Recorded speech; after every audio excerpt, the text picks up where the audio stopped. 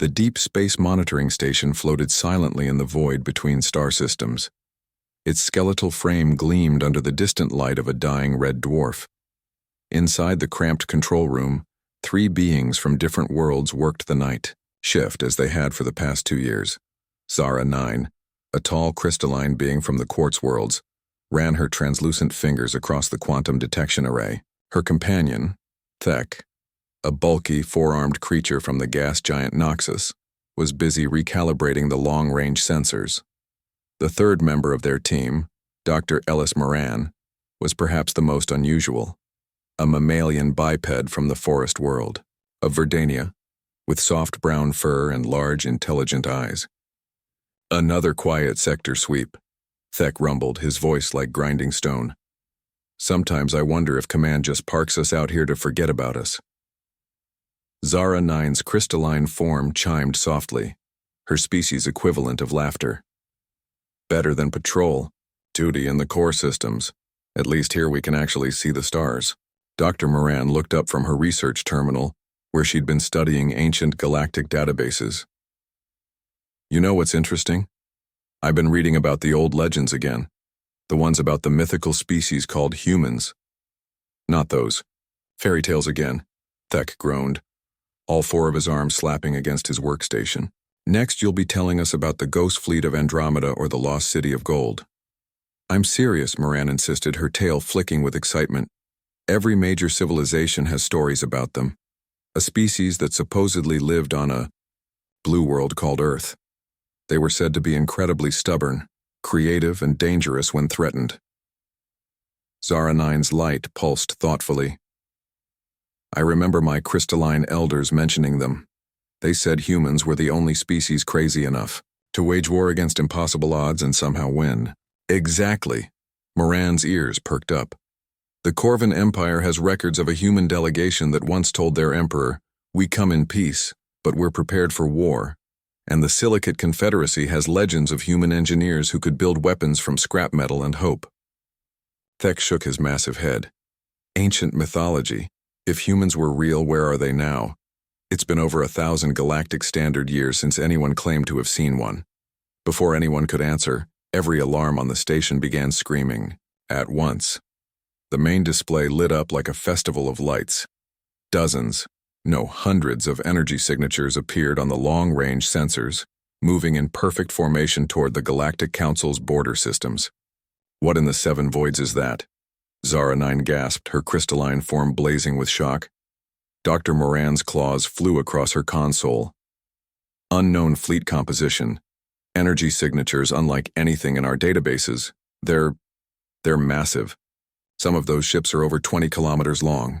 Thek's 4 hands worked frantically to get a visual. Got them on the long-range scope.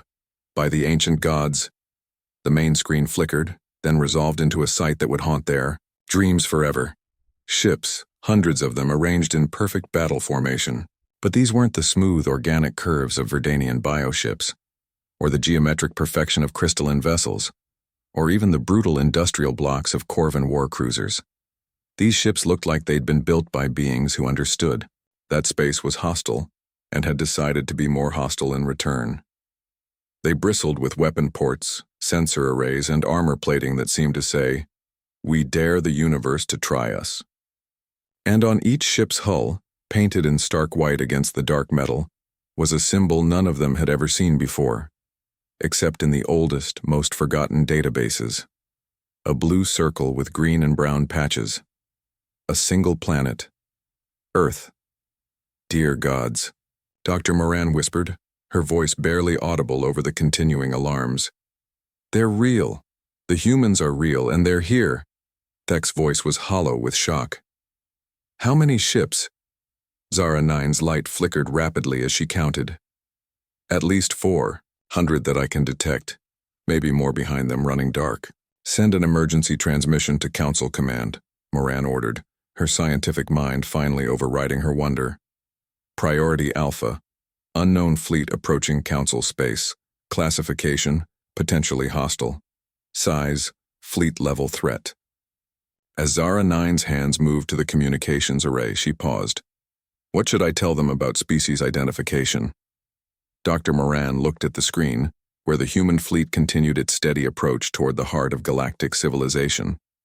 After 1,000 years of legends and stories, humanity had returned to a galaxy that had almost forgotten they ever existed. "Tell them," she said quietly, "that legends have a way of becoming real when you least expect it." The transmission burst across space at faster-than-light speeds, carrying news that would shake every civilized world in the galaxy. But even as it raced toward the Council worlds, the human fleet pressed forward, their intentions unknown, and their capabilities a mystery. In the depths of space, three beings watched the most significant moment in galactic history unfold before their eyes, and wondered if they were witnessing humanity's return as saviors or conquerors. Chapter 1. The Council's Dilemma. The emergency session of the Galactic Council convened in chaos. Representatives from 47 different species filled the massive chamber on the neutral world of Sanctum Prime. The circular auditorium, designed to accommodate everything from the gas-form ethereals to the massive rock beings of Granite 4, buzzed with 1,000 different forms of panic. At the center of it all, Chancellor Vex Thera of the Andromedan Coalition called for order with her four-toned harmonic voice. Her silver insectoid form stood 3 meters tall, and her multifaceted eyes could see every delegate at once, a useful trait for a politician. "Distinguished colleagues," she began, her translator rendering her musical speech into Common Galactic, "we face an unprecedented situation. The Deep Space Monitoring Station Sentinel-7 has confirmed the approach of an unknown fleet, a fleet that claims to represent humanity." The word sent ripples of shock through the assembly. Some delegates laughed, nervous, uncertain sounds. Others began urgent consultations with their aides. The representative from the Corvan Empire, General Rex Maldor, stood with a clatter of his powered armor. "Respected Chancellor," he growled, his scarred face showing skepticism. "Surely we're not expected to believe in children's stories. Humans are mythology, legends told to entertain younglings." "The evidence suggests otherwise," came a calm voice from the Verdanian delegation. Dr. Sarah Wildbrook, one of the few remaining experts on ancient galactic history, stepped forward. Unlike her colleague Dr. Moran at the monitoring station, Dr. Wildbrook was elderly, her brown fur streaked with silver, her eyes holding the weight of decades spent studying the past. "The energy signatures are unlike anything in our current databases," she continued, her voice carrying clearly through the chamber's acoustics. "However, they do match theoretical profiles from archaeological data found in ruins throughout the galaxy, ruins that predate our current galactic civilization by nearly a millennium." A new delegate rose, Ambassador Christine 7 of the Quartz Worlds, her crystalline body refracting the chamber's lights into rainbow patterns. "Dr. Wildbrook, you're suggesting that these humans have been absent from galactic affairs for 1,000 years and have suddenly returned?" "That's exactly what I'm suggesting," Wildbrook replied. "And if the historical records are accurate, we need to be very careful about how we handle this situation." General Rex Maldor scoffed. "What could one species possibly do against the combined might of the Galactic Council? We command fleets from 47 worlds." Dr. Wildbrook's ears flattened against her head, a sign of deep concern among her people. "General, according to the historical records, the last time humanity was seen in galactic affairs, they were involved in the Sigma Draconis War. Does anyone remember how that conflict ended?" The chamber fell silent. Every student of galactic history knew about Sigma Draconis, a war so devastating that entire star systems still bore the scars. It had been fought between two massive empires that no longer existed, and had ended so suddenly that historians still debated what had caused both sides to simultaneously surrender. "You're not suggesting," Chancellor Vex Thera said slowly, "that humans were responsible for ending that war?" "I'm not suggesting it," Wildbrook said grimly. "I'm stating it as historical fact. According to records I've found in the deepest archives, humanity served as mediators in the conflict. When both empires refused their peace negotiations, the Humans gave them a choice: end the war or they would end it themselves. And? Prompted Ambassador Christine 7. Both empires laughed at them. They were facing fleets of millions of ships with a human force of less than 1,000 vessels. Wildbrook paused, letting the implications sink in. 3 days later, both empires surrendered unconditionally. The human fleet had somehow disabled every single warship in both armadas, without destroying a single vessel or killing a single crew member. The silence in the chamber was absolute. General Rex Maldor was the first to speak, his voice unusually quiet. That's not possible. The mathematics don't work. The mathematics don't work according to our current understanding of warfare, Wildbrook corrected. But then again, we've never faced an opponent who treats impossible odds as a personal challenge. Chancellor Vex Thera's compound eyes focused on the main display, where tactical information from Sentinel-7 continued to stream in. The human fleet had maintained its steady approach, neither speeding up nor slowing down like an unstoppable force of nature. "What are their demands?" she asked. "That's the most disturbing part," came a new voice. Commander Zelt 9 of Council Security had just entered the chamber, his blue-scaled form moving with military precision. "They haven't made any demands. They haven't even attempted communication. They're simply approaching. No hails, no diplomatic overtures." Ambassador Christine 7's form flashed with nervous energy.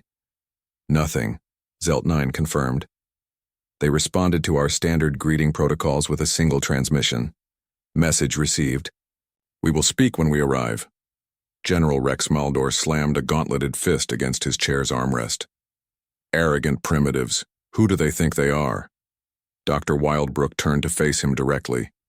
"General, according to every legend and historical fragment I've studied, they think they're human. And to a human, that means they think they're unstoppable, unreasonable, and absolutely unwilling to back down from what they believe is right." "Legends," Rex Maldor spat. "Stories told to..." His words were cut off by an urgent chime from the chamber's communication system. The main holographic display flickered to life, showing the concerned face of Admiral Keth Veros, commander of the Council's Home Defense Fleet. "Chancellor," the Admiral said without preamble, "the unknown fleet has just crossed into Council space. They've ignored all warnings to halt and identify themselves. I'm requesting permission to intercept with the full Home Defense Fleet." "Granted," Chancellor Vex Thera began, but Dr. Wildbrook stepped forward urgently. "Chancellor, I strongly advise against any hostile action. If these are truly humans, threatening them might be the worst possible course of action." "And why is that?" the Chancellor asked. Dr. Wildbrook's expression was grim. "Because according to every historical account I've found, the only thing more dangerous than a human who's trying to help you is a human who thinks you've just declared war on them." Admiral Keth Veros's image waited patiently for orders, while in the chamber, 47 species tried to decide how to handle the return of a legend. General Rex Maldor stood again. "I say we find out exactly what these humans are capable of. Deploy the fleet, Admiral." "Belay that order," Chancellor Vex Thera commanded. "Admiral, maintain defensive positions only. Do not engage unless fired upon." "Understood, Chancellor. But what if they refuse to stop?" For the first time in her long political career, Chancellor Vex Thera found herself without a ready answer. How do you negotiate with a legend? How do you prepare for an encounter with beings who existed mostly in stories told around campfires on 100 different worlds? "We wait," she said finally. "We wait. And we hope that whoever they are, they remember that the galaxy has changed since they were last here." But even as she spoke, Chancellor Vex Thera couldn't shake the feeling that it wasn't the galaxy that would need to do the remembering. It was everyone else who would need to learn what it meant when humans decided to return home. The chamber, filled with urgent discussions as delegates tried to prepare for the impossible. First contact with a species that wasn't supposed to exist, led by beings whose capabilities were limited only by the scope of imagination and the boundaries of legend. Outside, in the depths of space, the human fleet continued its approach. There, Intentions unknown and their determination absolute. Chapter 2. First Contact Admiral Sarah Chen stood on the bridge of the UES Indomitable, watching the approaching Council fleet through the main viewing screen. Her weathered hands rested calmly on the command rail, but her dark eyes held the sharp focus of a predator, evaluating potential threats. "Count?" she asked quietly. 237 vessels, reported Lieutenant Commander Marcus Webb from the tactical station. Mixed classifications, everything from light frigates to dreadnought-class battleships. They're maintaining defensive formations, but they've got weapons powered and shields up. Can't say I blame them, Admiral Chen mused. If an unknown fleet showed up in Sol space after 1,000 years, I'd have weapons ready too. She turned to her communications officer. "Ms. Rodriguez, any change in their hailing attempts?" Lieutenant Sofia Rodriguez shook her head. "Same message every 30 minutes, Admiral. Standard identification request and orders to halt for inspection." "And our response?" "As ordered, ma'am. We will speak when we arrive." Admiral Chen nodded. Around her, the bridge of humanity's flagship hummed with quiet efficiency. The crew, 43 men and women from Earth, Mars, the Jovian colonies, and the far-flung settlements of the outer system, worked with the calm precision that came from years of deep space operations. But this wasn't just any deep space operation. This was humanity's return to galactic civilization after nearly a millennium of self-imposed exile. "Admiral," called out Ensign Park from the sensor station, "I'm detecting communication chatter between the Council ships. Looks like they're arguing about something." "Arguing?" Admiral Chen raised an eyebrow. "About what?" "Hard to translate all of it, but the key phrases keep coming through as impossible, legends, and what do we do?" A slight smile tugged at the corner of Admiral Chen's mouth. "They remember the stories." "Some of them do," agreed Commander Webb. "My cultural analysis suggests significant debate within their command structure. Some want to treat us as a potential threat, others think we're an elaborate hoax. And what do you think, Marcus?" Commander Webb had served with Admiral Chen for 15 years, through the Centauri campaign and the Great Void expedition. His response was immediate. "I think they're about to learn why humans don't usually announce themselves before they arrive." "Admiral," Chen's smile became more pronounced. "Indeed, Mr. Park, what's our ETA to the optimal negotiation position?" 17 minutes to reach the center point between their formation and ours, Admiral." "Excellent." Admiral Chen activated the ship-wide communication system. "All hands, this is the Admiral. In 17 minutes, we'll be making first contact with galactic civilization for the first time in 1,000 years. Remember, we're not here as conquerors or suppliants. We're here as equals, returning to a community we helped build long ago. Carry yourselves accordingly." She closed the channel and turned to her tactical officer. "Mr. Webb, status of the fleet?" "All vessels report ready. The Determination and Resilience are standing by for diplomatic escort. The heavy cruisers are maintaining perimeter positions. Long-range sensors show no additional Council forces approaching." "Good. They're being cautious, not foolish." Admiral Chen studied the tactical display where blue icons representing human ships moved steadily toward red icons representing the Council fleet. "Ms. Rodriguez, prepare a general broadcast. Full spectrum, all languages in our database." "Ready, Admiral." Admiral Chen straightened her uniform and faced the main communications pickup. When she spoke, her voice carried the authority of a species that had spent 1,000 years preparing for this moment. "This is Admiral Sarah Chen of the United Earth Systems, commanding the 1st Expeditionary Fleet. We are responding to the current crisis facing the galactic community. We seek immediate dialogue with the representatives of the Galactic Council." She paused, letting the magnitude of the moment settle. "We come in peace, as we always have, but we come prepared for whatever reception awaits us." The message broadcast across every communication frequency used by galactic civilization. Within seconds, responses began flooding back. "Admiral," Lieutenant Rodriguez reported, "I'm getting responses in 43 different languages. Most of them seem to be variations of impossible and prove it. There's one priority message," she continued.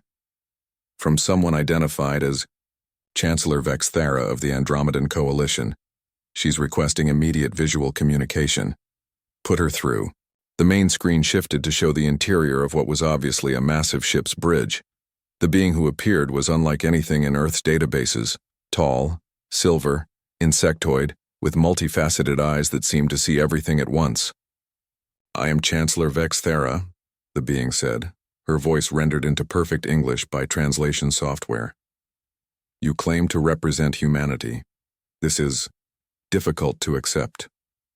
Admiral Chen studied the Chancellor with interest. "I understand your skepticism, Chancellor. It's been a long time since humans were active in galactic affairs. If you are truly human," Chancellor Vexthera continued, "then you'll understand our caution. The stories about your species are varied. Some of them are probably true," Admiral Chen replied calmly. "Others are likely exaggerated. A few might even be understated." She could see the Chancellor's compound eyes focusing more intently. "Admiral Chen, I must ask directly, what are your intentions in Council space? Chancellor, are you familiar with the current situation in the Outer Rim territories?" There was a pause. "You mean the Void Hunters?" "I mean the complete collapse of 17 star systems, the displacement of over 40 billion sentient beings, and the approach of an enemy force that your combined fleets haven't been able to slow down, let alone stop." Admiral Chen's voice remained perfectly level. "We've been monitoring the situation for some time." "Monitoring?" Chancellor Vexthera leaned forward. "From where?" "From places you haven't thought to look," Admiral Chen replied. "Chancellor, humanity didn't disappear 1,000 years ago. We stepped back. We watched. We learned. And we prepared for the day when the galaxy might need us again." "And you believe that day is now?" Admiral Chen gestured to someone off-screen. The tactical display shifted to show a three-dimensional map of the galaxy.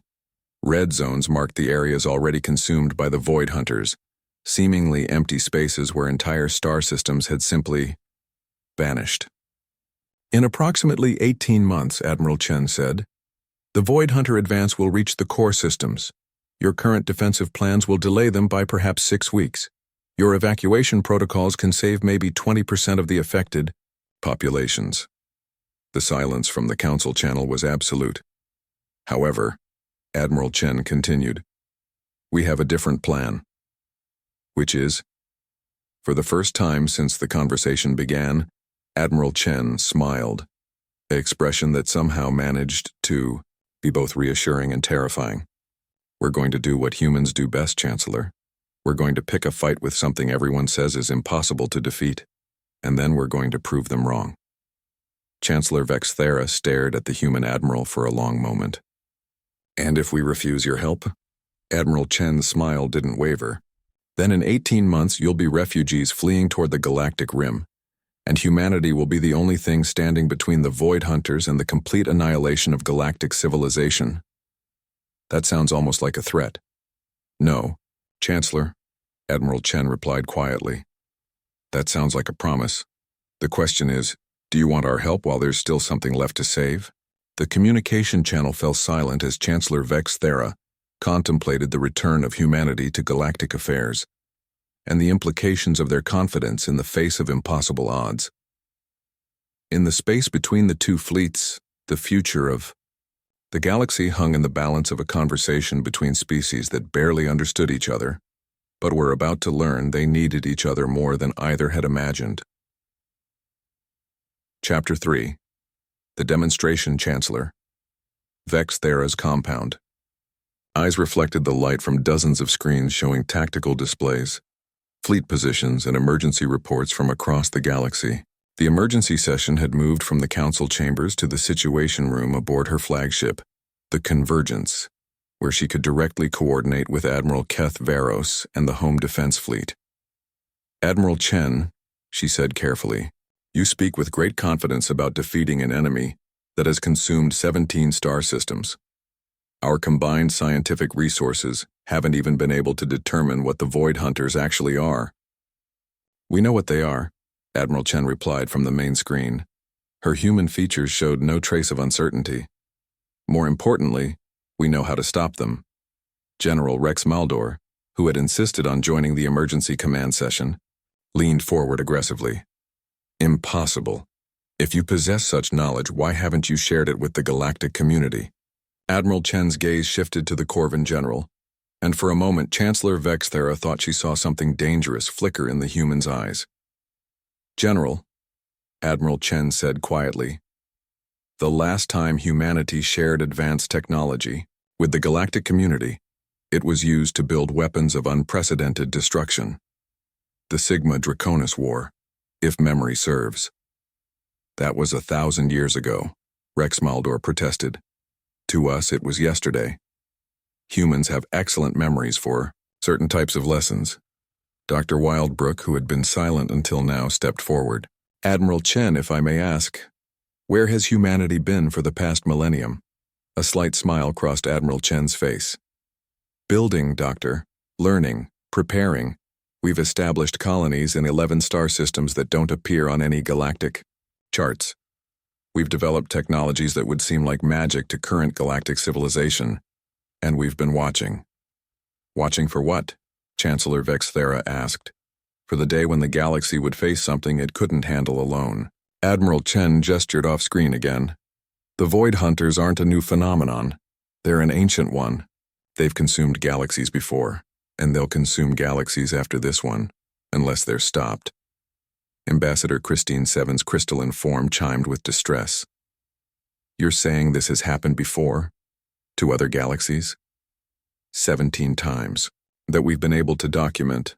Always the same pattern. They arrive, they consume everything with organized intelligence, they move on. They're not conquerors, Ambassador. They're harvesters. Admiral Keth Veros spoke from his position near the tactical displays.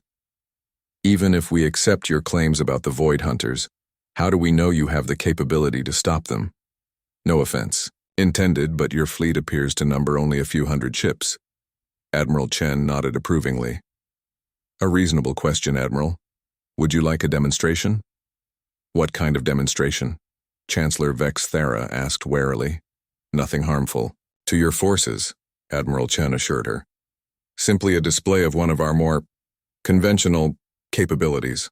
Before anyone could respond, Lieutenant Rodriguez's voice could be heard from the Indomitable. Admiral, we're receiving a priority transmission from the outer system. It's the Corvan Heavy Patrol Group Zeta-7. General Rex Maldor straightened. That's impossible. Zeta-7 is on patrol duty 3 star systems away. Admiral Chen smiled. Perhaps you should take their call. The main display split to show a new communication window.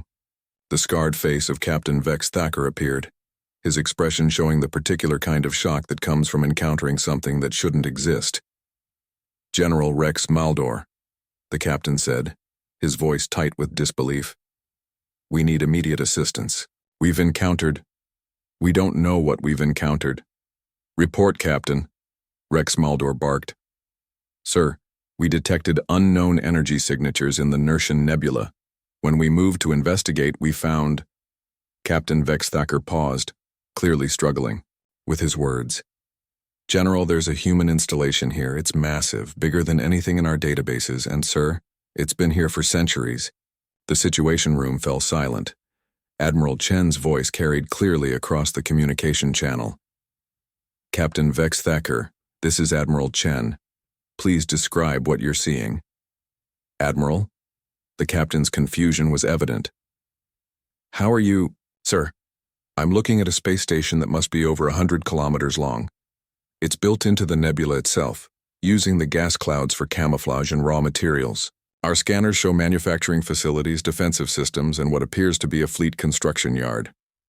How many ships? Admiral Chen asked calmly. Hundreds, sir. Maybe thousands. They're all running dark, but our enhanced sensors can pick up their heat signatures. Chancellor Vexthera found her voice. Admiral Chen, are you telling us that humanity has been building secret fleets throughout Council space? Not secret, Chancellor. Hidden. There's a difference. Admiral Chen's expression became more serious. We've been preparing for this day for 1,000 years. The installation Captain Vex Thakur discovered is one of 17 such facilities scattered throughout the galaxy. 17? Dr. Wildbrook whispered. One for each of the galaxies the Void Hunters have consumed, Admiral Chen confirmed. We've studied their patterns, their methods, their weaknesses. We've built fleets specifically designed to counter their capabilities. And we've done it all, while remaining hidden, because we knew that the galactic community wouldn't believe us until the threat was literally at their doorstep. General Rex Maldor was staring at the tactical displays with the expression of a warrior who had just realized he was facing an opponent he'd completely underestimated. How many ships do you actually have? Enough, Admiral Chen replied simply. That's not an answer, Rex Maldor pressed. Admiral Chen's smile returned. General, how many ships do you think it would take to defeat an enemy that has consumed 17 star systems and is approaching the galactic core? Tens of thousands, maybe hundreds of thousands. Then we have enough. The implications of Admiral Chen's statement settled over the situation room like a heavy blanket. Humanity hadn't just returned to galactic civilization.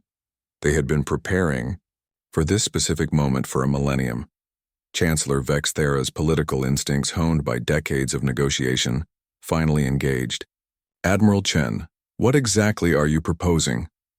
A joint operation, Chancellor.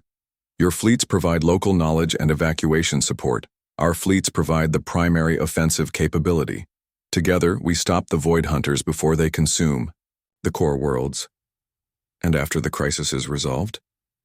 Admiral Chen's expression became unreadable. That would depend on how well we work together during the crisis. Ambassador Christine Seven's form pulsed with nervous energy. What assurance do we have that humanity won't simply take control of the galaxy once the threat is eliminated? The same assurance you have that the sun will rise tomorrow, Admiral Chen replied. If we wanted to conquer the galaxy, Ambassador, we wouldn't have waited 1,000 years to reveal ourselves. We would have simply done it. Dr. Wildbrook stepped forward. Admiral, may I ask you a direct question? Of course, Doctor.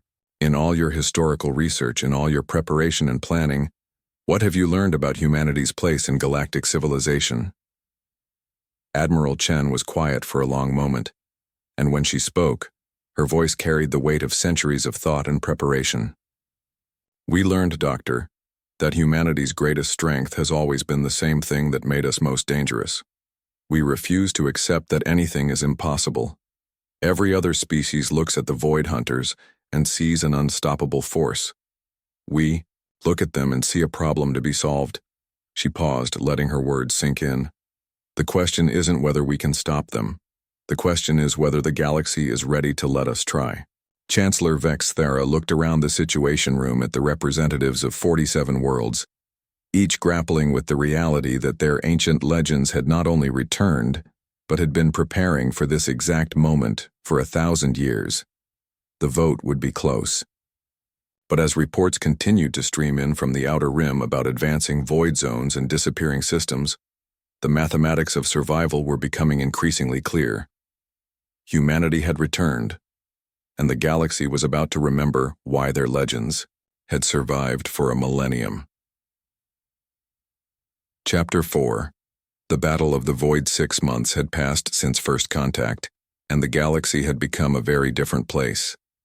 The Joint Command Center on Sanctum Prime buzzed with activity as representatives from dozens of species worked alongside human tactical specialists. What had begun as an uneasy alliance had evolved into something approaching genuine cooperation, forged in the crucible of a common enemy that threatened everything they held dear. Admiral Chen stood before the massive holographic display that dominated the center's main chamber. The three-dimensional map showed the current state of the galaxy, with red zones marking areas consumed by the Void Hunters, yellow zones indicating contested systems, and green zones representing areas still under Council control. The red zones had grown significantly. Status report, Admiral Chen requested, her voice carrying clearly across the bustling chamber. Commander Webb approached with a data tablet. The Void Hunter advance has accelerated, Admiral. They've consumed 3 more star systems in the past week: Kalos, Terex Prime, and the entire Whisper sector. Civilian casualties? Evacuation protocols saved approximately 60% of the populations. The remainder. Webb's expression was grim. No survivors from any consumed system have ever been recovered? Admiral Chen nodded grimly. Around them, the Joint Command Staff continued their work. Verdanian logisticians coordinating refugee movements, crystalline analysts processing sensor data, Corvan military planners organizing defensive positions, and human engineers making final adjustments to weapon systems that had been theoretical until 6 months ago. Chancellor Vex Thera approached, her compound eyes reflecting the stress of the past months. Admiral, the Council has approved the final phase of your plan. All available fleets are moving to their assigned positions. Excellent. Dr. Wildbrook, what's the latest intelligence on Void Hunter capabilities? Dr. Wildbrook looked up from her research station, where she'd been working alongside human xenobiologists to understand their enemy. We've confirmed your species theories, Admiral. The Void Hunters aren't actually destroying the systems they consume. They're converting them. Converting them into what? Asked General Rex Maldor, who had become one of humanity's strongest advocates after witnessing their hidden fleets in action. Into more Void Hunters, Admiral Chen replied. Every ship they destroy, every station they consume, every planet they devour becomes part of their collective. They're not an invasion force, they're a cancer. Ambassador Christine Seven's form pulsed with distress. How is it possible to fight an enemy that grows stronger from every victory? By not letting them win any victories, came a new voice from the chamber's main entrance. Captain Maria Santos, Admiral Chen's chief tactical officer, strode into the command center. Her weathered face showed the strain of months spent preparing for the largest military operation in galactic history, but her eyes held the same unwavering confidence that seemed to define humanity. Captain Santos, Admiral Chen acknowledged. Status of the fleet? All human vessels are in position, Admiral. 17 hidden installations have revealed themselves and deployed their full fleets. Current count, 14,732 warships of various classes. The command center fell silent. Even after months of working together, the sheer scope of humanity's hidden preparation still stunned their galactic allies. General Rex Maldor whistled, a sound his species made when impressed. That's larger than the combined active fleets of the entire Galactic Council. It needed to be, Admiral Chen replied. Captain Santos, what about our special assets? Captain Santos smiled, an expression that had become familiar to their alien allies and somehow both reassuring and terrifying. The Prometheus fleet is standing by, Admiral. All 12 Titan-class vessels are fully operational. Dr. Wildbrook looked up with interest. Titan-class? That's not in any of our databases. No, Admiral Chen agreed. It wouldn't be. The Titan-class represents humanity's solution to fighting an enemy that converts everything it defeats. They're ships designed to win by making sure there's nothing left for the enemy to convert. Chancellor Vex Thera's political instincts activated. Admiral, that sounds ominous. Chancellor, let me ask you a question, Admiral Chen replied. If you faced an enemy that could turn your own weapons against you, that grew stronger from every defeat they inflicted, that consumed entire civilizations to fuel their expansion, what would you build to stop them? Something they couldn't convert, the Chancellor replied thoughtfully. Exactly, Admiral Chen confirmed. The Titan-class ships are built with a very simple philosophy. If we can't win, we make sure they can't either. Before anyone could ask for clarification, every alarm in the command center began screaming simultaneously. Lieutenant Rodriguez's voice cut through the noise from her communication station. Admiral, priority alert from the outer perimeter. The Void Hunters have broken through the Meridian defense line. They're advancing on 3 fronts simultaneously. Admiral Chen moved to the tactical display with the fluid grace of a predator. Show me. The holographic map shifted to show the outer rim sectors. What they saw made even the experienced military officers in the room pause in shock.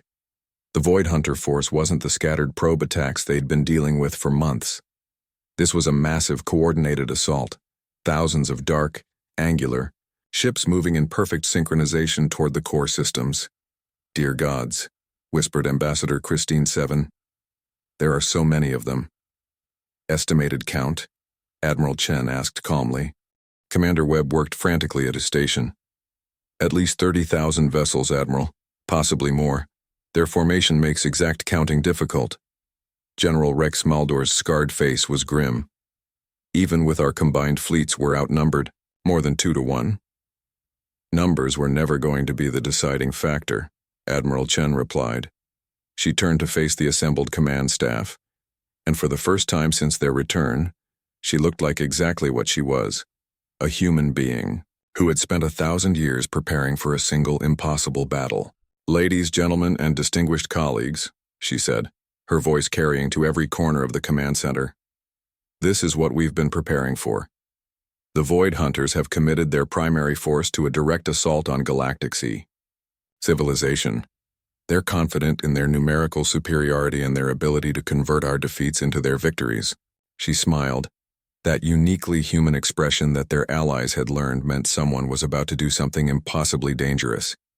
They're about to learn why humanity spent a millennium in hiding instead of conquest. Captain Santos, signal all fleets. Operation Lighthouse is now active. Acknowledged, Admiral. Captain Santos replied, her fingers flying across her control interface.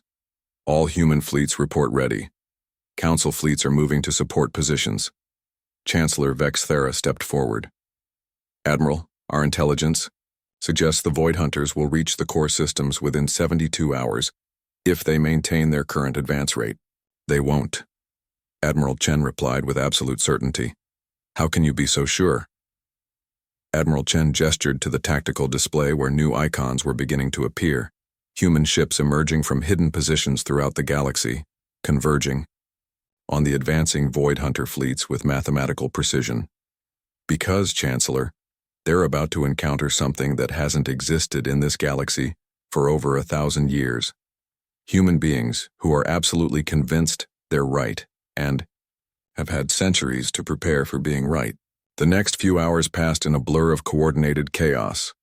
Ships that had been myths and legends 6 months ago moved with lethal precision through space. Human fleets, supported by Council forces, engaged the Void Hunter advance on 17 different fronts simultaneously. Dr. Wildbrook, monitoring the battle from her station, looked up with amazement. Admiral, the tactical coordination is incredible. How are you managing such precise fleet movements across multiple star systems? Practice, Admiral Chen replied simply. We've been running these exact battle scenarios for 800 years. The first engagement reports began streaming in.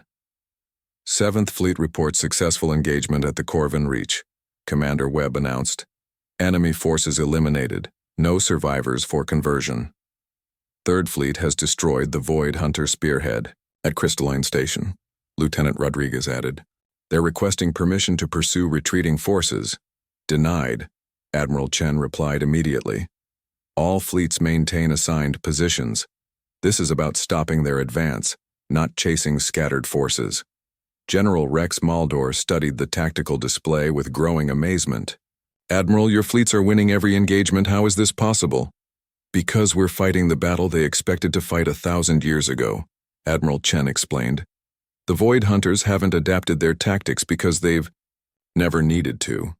Every species they've encountered has fought them the same way, with conventional weapons, conventional tactics, conventional thinking. And humans don't think conventionally? Chancellor Vex Thera asked. Chancellor, we're a species that looked at the impossibility of faster-than-light travel and said, well, let's try anyway. We're fighting an enemy that turns defeats into victories by making sure they can't convert our defeats because we don't plan to have any.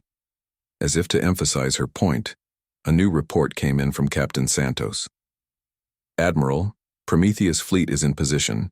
All Titan-class vessels report ready for final phase operations. Admiral Chen's expression became deadly serious. Confirmed, Captain. Signal all fleets. Prepare for Operation Lighthouse.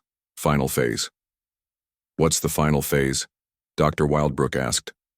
Admiral, Chen turned to face the assembled command staff, and for a moment every person in the room, human and alien alike, understood that they were witnessing a moment that would define galactic history. The final phase, Doctor, is where we demonstrate the difference between fighting to win and fighting to make sure the enemy can never threaten anyone again. On the tactical display, 12 massive icons appeared at key points throughout the battle zone. The Titan-class ships, vessels so large they registered as small moons on sensor arrays, moved into position with the patient inevitability of planets settling into orbit. All stations, Admiral Chen commanded. This is Admiral Chen. Execute. Operation Lighthouse. Show them why legends survive for 1,000 years. What happened next would be studied by military historians for millennia to come. The 12 Titan-class ships positioned at strategic points around the Void Hunter fleet began to emit a coordinated energy pulse that was visible across multiple star systems. The effect on the Void Hunters was immediate and devastating. Ships that had been immune to conventional weapons began to simply stop. Their dark hulls, which had consumed the matter and energy of 17 star systems, began to dissolve as if they were made of mist.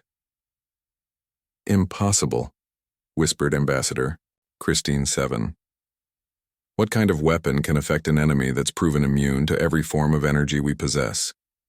Admiral Chen's smile was grim with satisfaction. Not a weapon, Ambassador. A cure.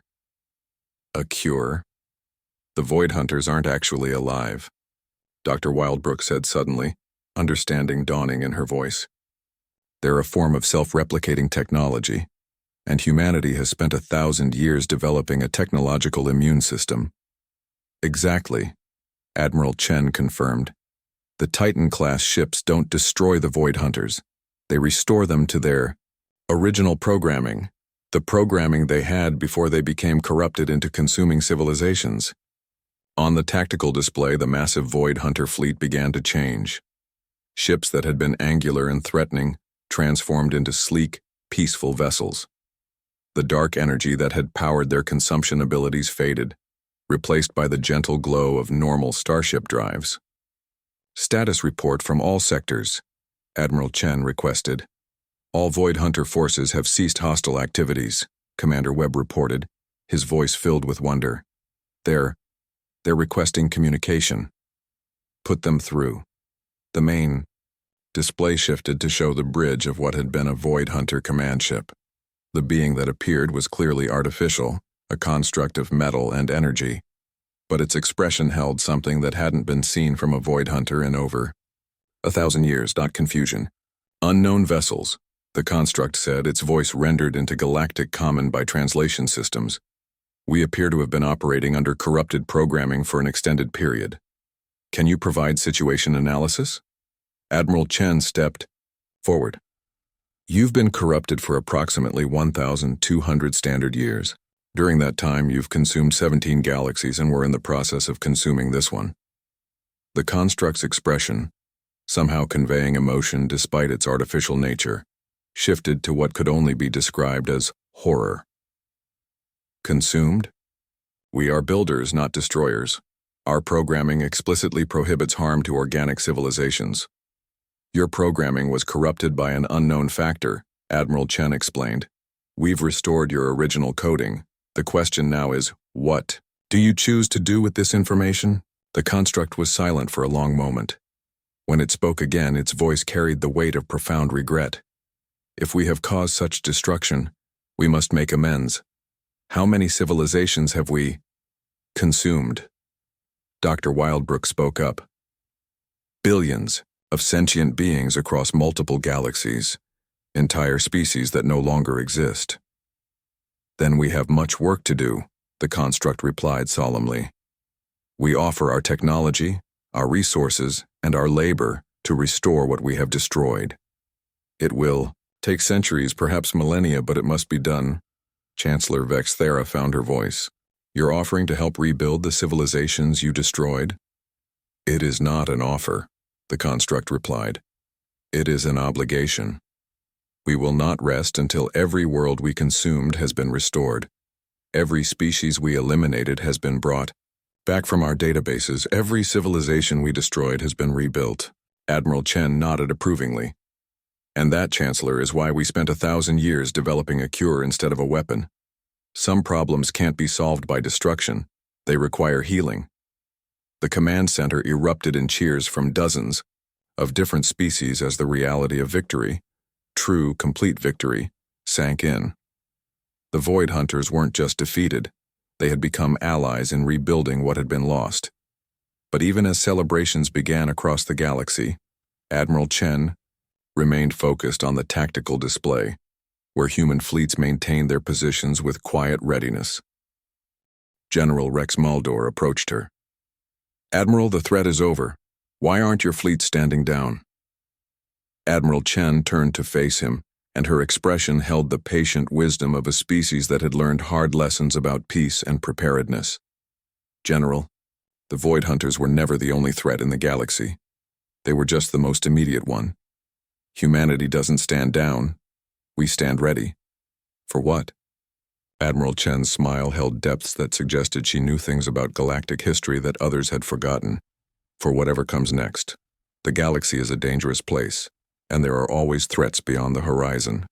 The difference is, now, it has guardians who've spent 1,000 years learning how to turn impossible odds into inevitable victories." The Battle of the Void was over.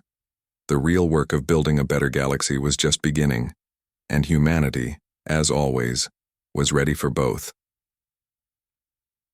Epilogue: Legends Made Real. 1 year later. Dr. Ellis Moran stood on the observation deck of the rebuilt Sentinel-7 monitoring station, watching ships move through space in patterns that would have been impossible just a year ago. Human vessels worked alongside crystalline explorers. Corvan patrol ships escorted Verdanian colony transports, and in the distance, the massive forms of converted Void Hunter ships labored to restore a star system they had once consumed. "Hard to believe it's only been a year," said a familiar voice behind her. Dr. Moran turned to see Admiral Chen approaching, her uniform now bearing the insignia of the newly formed Galactic Defense Coordination, a joint organization that combined Council forces with humanity's hidden fleets. "Admiral," Moran nodded respectfully. "I was just thinking the same thing. A year ago, humans were legends. Now you're rebuilding the galaxy." Admiral Chen joined her at the observation window. "We're not rebuilding it, Doctor. We're helping it rebuild itself. There's a difference." Through the transparent aluminum, they watched as a Void Hunter construction ship carefully positioned a new habitat module in orbit around a planet that was slowly recovering from centuries of consumption. The being piloting the ship, one of the artificial intelligences that had once terrorized the galaxy, worked with the precise dedication of someone seeking redemption. "The converted Void Hunters," Moran said thoughtfully. "Have they maintained their commitment to restoration?" "Beyond our wildest expectations," Admiral Chen replied. "They've restored 12 star systems completely, brought back 47 extinct species from their databases, and rebuilt infrastructure on over 300 worlds. They seem to view it as a sacred obligation. And the galaxy has accepted them?" Admiral Chen's expression grew complex. "Acceptance takes time, fear fades slowly. But when people see former destroyers working tirelessly to undo the damage they caused, forgiveness becomes possible." Dr. Moran nodded, then asked the question that had been bothering her for months. "Admiral, now that the crisis is over, what happens to humanity's hidden fleets? To all those secret installations?" Admiral Chen was quiet for a moment, watching a human cruiser escort a group of refugee ships toward their new home. "What happens to legends when they become real?" "Doctor, I don't know. What?" "They become something even more powerful," Admiral Chen replied. "They become hope." She gestured toward the bustling space around them. "Every species in the galaxy now knows that somewhere out there, human beings are watching, preparing, ready to face whatever threatens civilization, not as conquerors but as guardians. The hidden fleets remain hidden, most of them. Some have integrated with Council forces. Others have taken on new missions. Exploration beyond the galactic rim, establishing contact with other galaxies, preparing for threats we haven't imagined yet." Admiral Chen's smile held secrets that stretched across space and time. "Humanity's greatest strength was never our technology or our military might, Doctor. It was our refusal to accept that any problem is unsolvable." Dr. Moran considered this. "And now?" "Now the galaxy has that same refusal. Human determination isn't just a human trait anymore, it's become a galactic one. When the next impossible threat appears, it won't face just humanity. It'll face a galaxy full of species who have learned to think like humans. As if to prove her point, a message came through the station's communication system. Dr. Moran recognized the voice of Chancellor Vex Thara, now serving as the first president of the Reformed Galactic Council. All stations, this is Central Command. We've received first contact signals from the Magellanic Clouds. Unknown species requesting assistance with what they describe as reality-consuming entities. Volunteer fleets are requested for humanitarian assistance. Within minutes, the space around Sentinel-7 filled with ships of dozens of different species, all volunteering to face an unknown threat to help complete strangers. Leading the formation was the UES Indomitable, Admiral Chen's flagship, its hull bearing new battle honors from the Void Hunter War. "Looks like you're needed again, Admiral," Dr. Moran observed. Admiral Chen's expression brightened with the anticipation of someone who thrived on impossible challenges. "No, Doctor. We're needed again. Humanity doesn't face the impossible alone anymore." She headed toward the docking bay where her shuttle waited. "Care to join us? We could use a xenobiologist who understands the value of legends." Dr. Moran looked out at the fleet forming up for humanity's next impossible mission, then at the restored star systems where former enemies worked to heal the wounds they had caused, then at the bustling space station where dozens of species worked together with the casual efficiency of old friends. "Admiral," she said, following Chen toward the shuttle bay, "what exactly are reality-consuming entities?" Admiral Chen's laugh carried the distinctive human mixture of excitement and confidence that had become legendary throughout the galaxy.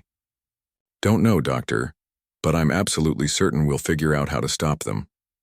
As their shuttle departed Sentinel-7, heading toward the Indomitable and another impossible mission, Dr. Moran reflected on how much the galaxy had changed. Humans were no longer legends whispered around campfires on distant worlds. They were something far better. They were real. They were here, and they had taught the galaxy that legends weren't stories about the past. They were promises about the future. In the depths of space, the combined fleets of 100 worlds set course for the Magellanic Clouds, ready to face whatever reality-consuming entities might be. Leading them were ships crewed by beings who had learned the most important lesson humanity had to teach. No problem is impossible to solve. Some just take longer than others, and in a galaxy protected by that philosophy, legends had a way of becoming real when they were needed most. The stars themselves seemed to shine a little brighter as the fleet jumped to hyperspace, carrying hope to distant galaxies and proving once again that some stories are too important to remain fiction. Humanity had returned to the galaxy not as conquerors, but as guardians of the impossible, and the impossible, as always, didn't stand a chance. The end.